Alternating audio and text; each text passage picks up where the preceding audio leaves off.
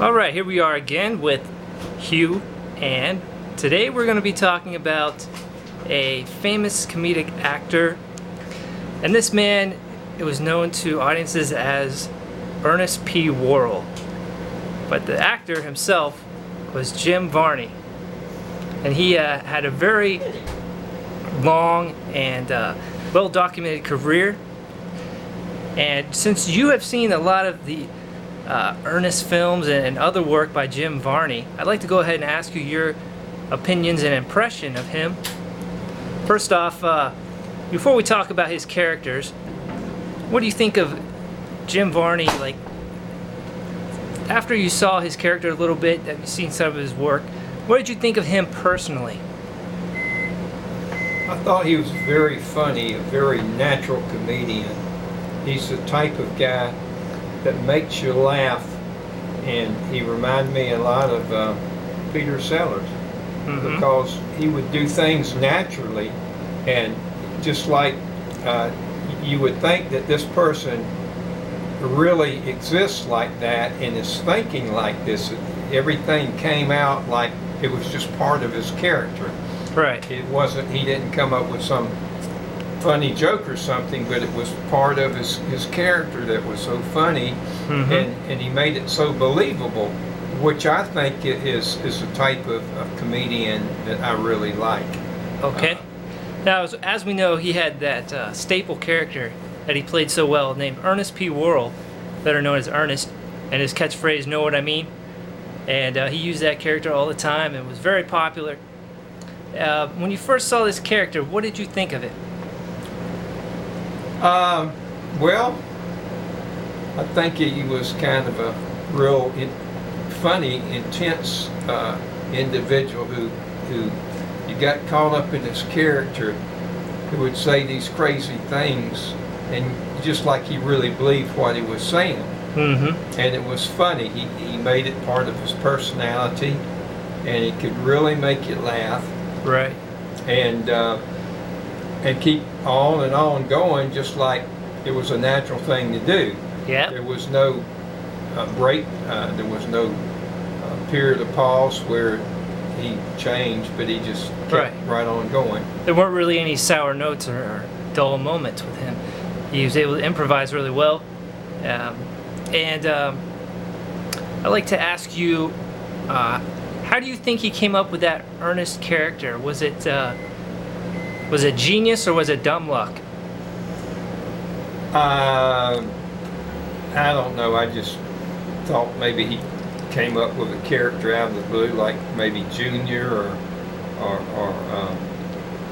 we used to have little names of kind of characters growing up that we would come up with, kind of like redneck characters, you know, that weren't quite all there, but you know, were funny.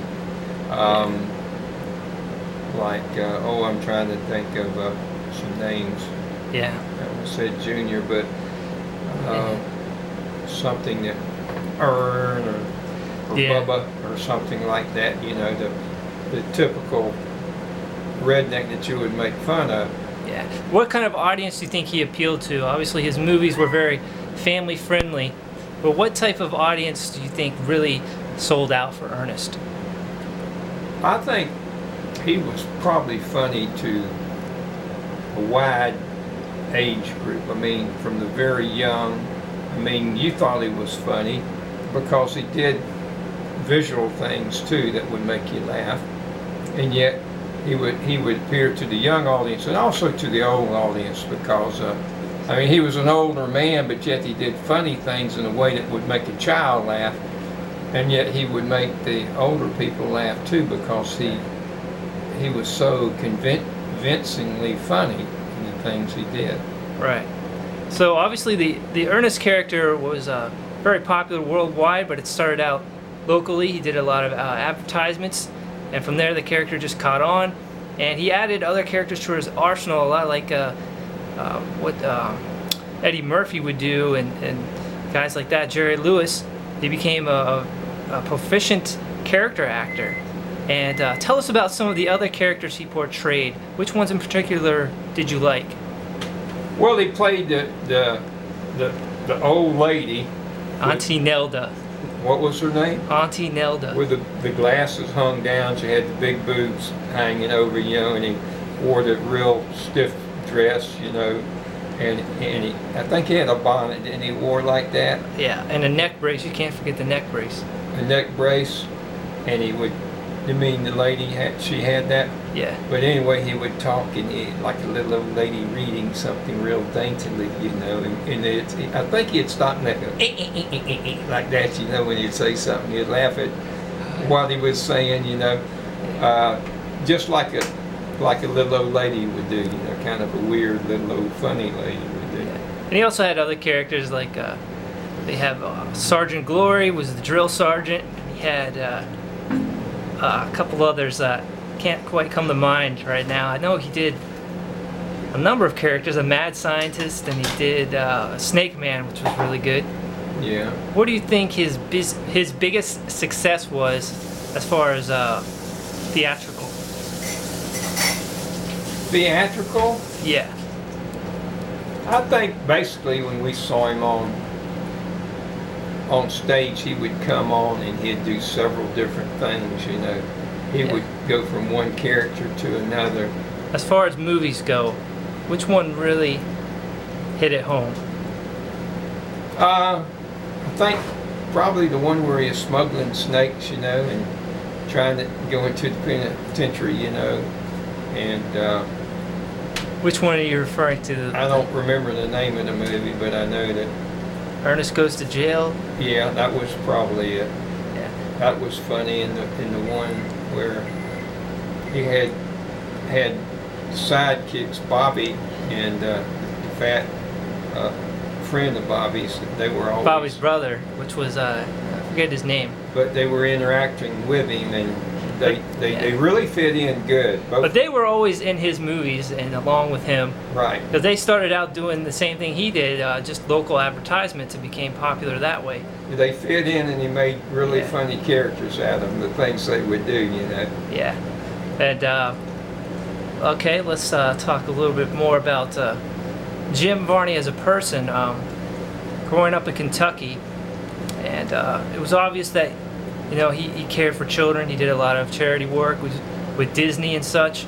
Were you surprised to hear about all of his contributions, including the Make-A-Wish Foundation? And what is your impression of all that? I really haven't heard that much about him as far as his giving to society and the needy and special organizations, but that's a good thing that he is a good man, because maybe that's why he appealed to so many people, because he had a heart for people, and that kind of ties in with entertaining. Yeah. Okay, not to cut you short, I just want to get a few more topics out there, a few more subjects to bring up. I want to know, how would you compare Ernest to other characters very similar to him, maybe even Larry the Cable Guy, Pee Wee Herman, those types of characters? How would you compare him? I think that he was funnier.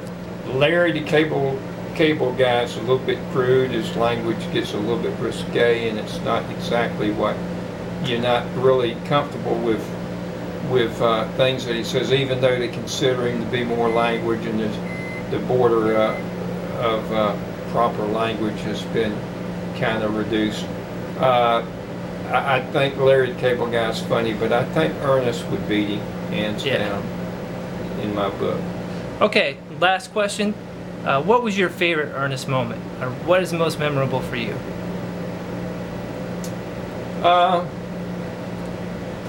To be honest with you, there were so many of them that were funny, but I think basically when he would be on stage and he would go from one character to another, and it was always he had always come out, and you just laugh right when as soon as he came out, because he looked really funny as those characters, and he played them in a way that made you laugh too. Yeah. All right, that's all we have time for. Thanks for this review and opinion, and we'll see you next time.